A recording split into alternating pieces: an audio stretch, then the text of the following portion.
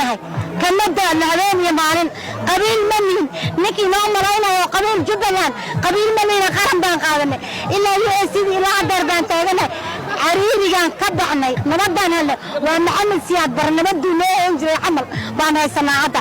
أنا نكي داني أنا داني ماينه قبل أول قاح نكي داني وما دانينه waxaan soo dhaweynaynaa oo si diiran oo xiise iyo kalgacayl ku jiraan madaxweynihii dawlad goboleedka Jubbaland iyo wafdi uu hogaaminayo fara badan kaas oo muddadan ku maqnaa safar shaqo oo ku kala bixinaya siyaasadaha iyo waxyaabaha caqabadaha ay jireen wixii sidaana waxay ku dhamaadeen guul insha Allah Jubbaland waa guuleysatay waan ka gudubnay dhibaatooyinkii waxaan joognaa xilligii aan dawlad goboleed macna leh oo la isku raacsan yahay ay si fiican u shaqeyn lahayd waxaan rabaa marka hore inaan uga mahadceliyo Ilaahay subxaanahu wa tacaala ka bacdina dadkii faraha badnaa ee reer Jubbaland aan noqotay madaxweyne ku-xigeenka guddoonka baarlamaanka xildhibaanada odayaasha dhaqanka siyaasiyiinta golaha wasiirada iyo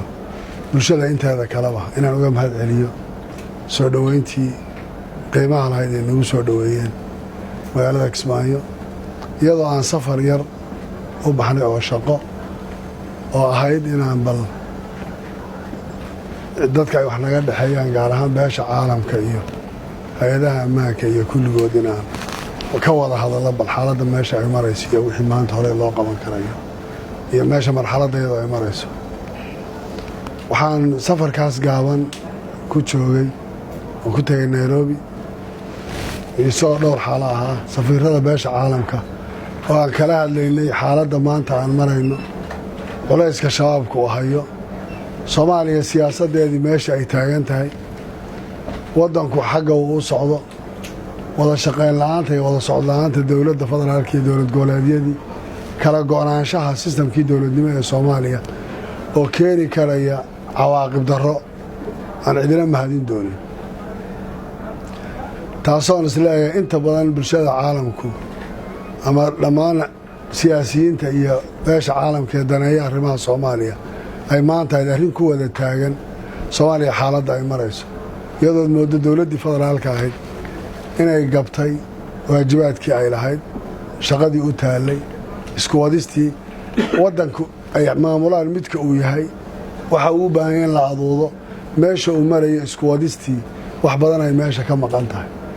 taasna aan filaya hadda inuu waqtigeedii soo dhammaaday oo dadku intaa ka badan hadda aan la sii xamili karayn in la wada hadlo Soomaalidu dhaqan horay lahayd wada hadal iyo geed bay lahayd iyo xaajo laakiin nin walba hadduu guri soo xidho dee ninna waxba macno kale uma samaynayo dawladdan saaxiibadan ee Kenya lafteeda waan wada hadal baan la galay laamaha ay khuseynaysa amnigu gaar ahaan arrintan dagaalka shabaabka iyo inaan qaadno howlgal aan muddo badan sheegayno sidaan hadda aan lagu jiri karayn inay muhiim tahay in operation la qaado shabaab aan la dagaalano iyadana aan isleeyahay waan isla qaadanay waana mid maanta la wada danaynayo saaxiibadeena guud ahaan inagala qayb gala barnaamijka howlgalku in howlgal degdega la sameeyo oo intaa ka badan hadda aan la fadhiyi karayn waxaa lagu mashquulay siyaasaddii waxaa gacanta ka baxoo la iloobay amnigii marka inaan u soo jeedsano taasaan prioritiga saaray intaa ka bacdi waxaan rabaa inaan idiin sheego reer Jubbaland xaalad adag iyo marxalad adag baynu soo maray insha Allah waan ka gudubnay hadda marxaladahaas waftiyo badan baa inoo iman doona waxaan kala hadli doonaa waxay tahay waddanka waxa maanta noo yaala Soomaaliya maanta waxay mashquul ku tahay siyaasad maxaan qabanaa yaa noqonaya yaa ka noqonaya laakiin baahida maanta waddanka taallay waa mid ka weyn waxa maanta dadku ay ku hadaaqayaan iyo waxa siyaasiga Soomaaliga uu ka hadlay burburka iyo dhibaatada iyo kala maqnaanshaha waan hore u sheegay Soomaaliya kugusan iyo walaalo iyo isku wadis waa loo waxayn karaa ninna ma samayn karayo khaladaad kale ma waxayn karayo dawladdana waan u sheegnay inay ilaaliso shuruucda iyo dastuurka iyo waxa dadka u yaalla lagu wada dhaqmayo haddii qofku uu tiisa ilaalin waayo dee wixii kale dhibaato ee soo gaadhay waad garan kartaa waxa isagana ay saameyn ku yeelanayso shalay baa xadgudubyo la sameeyey wasiir baa la xidhay si aan sharci ahayn ciidan baa guddoomiyaal iyo maamul baa la qaaday meelahaan munaasab ahayn baa la geeyey dowlado kalea interfeer ku sameeyey wax kalaa lagu soo sheegay waa la qaaday maanta dowladdu markay guddoomiyayaal degmo oo dowladii magacowday oo haykal dastuuriga ku magacaaban oo shaqaynaya intay qaada tiraahdo wax kaleaan idiin samaynaynaa xaq ay u leedahay muxuu yahay maanta haddaan anigu sheegto waxyaalaha federaalku uu leeyahay oo idhahda anaa iskale maanta anaa lacagta iyo iskale immigrationka anaa iskale xuduudaha anaa iskale maxaygan anaa leh haddaan maanta inta iyadu lahayd idhahda anaa leh waa gardarro aan samaynayo waxaa dadka kala hagi karana waa sharciga iyo dastuurka haddii taa la waayo dee waxaa weeye nin waliba dhibaatadu inta ay u joogtay u gaadhaysa maanta waxaad ogtihiin burburka ay ka sameeyeen waxaan in badan uga wareegaynay arrinta gobolka gada inaan u yaro kaadino bal hal tartiib aan u xallino bal sidaan hala yeelo ilaa maanta ciidankii shabaabka la dagaalamayay iyo hubkii ay stateku u lahaa in badanoo ka mida maanta ay shabaab gacanta u galeen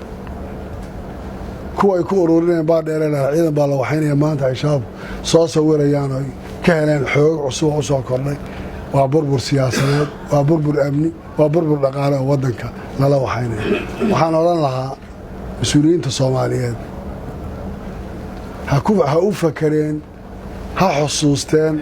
ha garteen waddankaani shalay waxa uu soo maray iyo maanta meeshu taagan yahay iyo waxa lagu sii socon karaya waxa ay tahay jubbaland waa dowlad goboleed ka mida dowladda federaalka ee soomaaliya xaqa dastuuriga ee lagu kala bixi karaana cid waliba waxeeda ku waxaysan karta in la wada tashado waxaa laga hadlayaa doorashada 2020 iyo dariiqay noqonayso heshiis siyaasadeed baa lagu gaari karaa doorasho iyo meesha la aadayo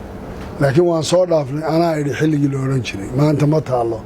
anaa idhi iyo ra'yigana ila qumaniyo anaa jeediyey ra'yigeedii ma taallo wax kasta oon wada tashi lagala tashanay horey baan u sheegnay CIC markaan lagu aasaasay halkan khudbaddii cabdiweligaas baa waxay ahayd 80% waddanka dowlad goboleedyada xukuma maanta midalba halkiis waa lagu burburinayaa yaa lagu ogyahay mas-uuliyadda xaggee wax loo wada aan ka wada shaqaynaa waxa danta guuda sida deynta la cafiyayo la dagaalanka shabaaba kan waxaan horey loo wadi karo aan ka wada shaqayno dib u heshiisiin wada hadal heshiis siyaasadeed doorashada dhacayso noocay noqonayso garoon aan isku waafaqsanahay inaan waxayno ha laga daayo dadka dhibaatada iyo mushkiladda mar walba soo noqnoqonaysa waxaas leeyahay safarraa noo iman doona waan jeedin doonaa boosishanka aan qabniyo mowqifkayaga aad baad u mahadsantihiin idinkana soo dhoweynta waan idinka mahad celinayaa soomaaliya maanta kugu sanbay meel ku tegi kartaa kuna socon kartaa anaa idhi wakhtigeedii waa la soo dhaafay waxaan hadda dhowr qof ay soo weydiinaysay oo tegistayda iyo sababtaan u tegay iyo safar shaqaan u tegay anaana shaqadayda haddana safar shaqaan ka soo noqdo waan ku imi wax kaloo intaan dhaafsani muuna jir brobagandaduna meesheeda ma dhaafayso marka waxaan odhan lahaa soomaaliya qof waliba mas-uuliyadda ka saaran ha ogaado in berri lagula xisaabtamayo taani ii saaran waa laygula xisaabtamaya tan ninka kale iga sarreeya ama mas-uulka federaalka